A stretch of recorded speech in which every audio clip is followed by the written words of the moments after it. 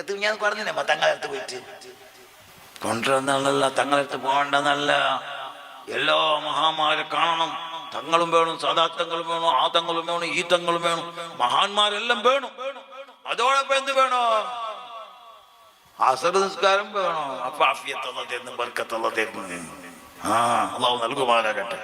അപ്പൊ അസർ ആഫിയത്ത്, ളുഹ്ർ ബർക്കത്ത്, മഗ്രിബ് ഖബറിൽ സലാമത്ത്. ഖബറിൽ സലാമത്താവണോ? മഗ്രിബ് നിസ്കരിക്കണം.